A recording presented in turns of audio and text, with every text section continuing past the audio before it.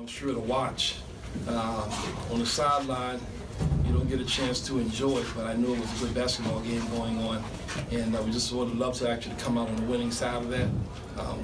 We certainly did enough on the offensive end to do that. We didn't do enough on the defensive end, and give a valiant effort. We're undermanned, but still our guys fought and competed hard. I'm really proud of the effort that they gave out there on the floor. They really contributed to a heck of an evening of college basketball. And we just would have loved to be able to finish it off with a win, though. But really proud of the effort from our guys. And hats off also to UConn, because they really dialed up a heck of a shooting effort for a team who had not really been shooting the ball well. And we threw a lot of different defensive looks at them.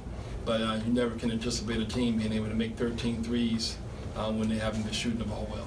Well, it shows that he's getting better as a player. He's an interesting kid because he's got a lot of moxie, as you can see out there on the floor, and just getting him to harness that and put that energy in the right areas is something that it's been a challenge all year for us. And I think as he begins to do that, you're going to see a better overall basketball game, and it's happening for him. Not just with his play, three-point shooting over the last 5 games, I think it was about 50%. He's not turning the ball over as much. He didn't have any turnovers in the first half. He had 2 for the game. But he's playing better. You never can forget about what he does defensively. He's going to always guard the other team's best perimeter player. But again, just keeping the attitude in check, harnessing those energies, and putting him in the right direction, and you're going to get some special things out of him. And that's what we saw tonight. Well, I think more than anything, just being able to keep the ball head up. That was really important. It's a lot of ball screen action, and we changed that ball screen defense often during the course of the game. But again, sometimes you get clipped on those, and you want to try to keep the ball head up, either the guy guarding the ball or the bigger defender who's actually providing the support. We got caught on the hips, and then they were able to drive it and get to the basket on us.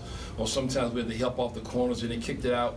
But those are the things we constantly work on in terms of our defensive package, in terms of how we're going to defend, particularly the ball screens. They do a lot of ball screens. But being able to try to get head up more is really going to be important for us going forward. And also changing the defensive look. We started our zone. The zone's been very effective for us. And I think they had 9 threes in the first half. Who would have figured that? Just going by the percentages and the way they played recently, that was the right thing to do. However, they shot the ball extremely well. We wanted to try to make them work longer defensively. We didn't get anything early in transition. We wanted to try to make them defend longer in the clock. Sometimes you get later into the clock situation with that, but they're not a team who's shown that they want to be on defense a long time. They want to go. Transition is their game. That's what they prefer. So we wanted to try to extend the possession on our end if we didn't have anything early. And sometimes we got caught trying to make something happen later in the shot clock as a result of that. But it's more, I think it was more our offense and offense philosophy tonight, particularly on that stretch, because again, we wanted to try to extend the possession to make them defend longer. Well, I think for Sean particularly, I think it's important because he is a shooter to keep him loose. That's really important. That's one thing I learned as a young coach and spending some time talking with John Chaney. He always said, keep shooters loose. You don't want them to think about it.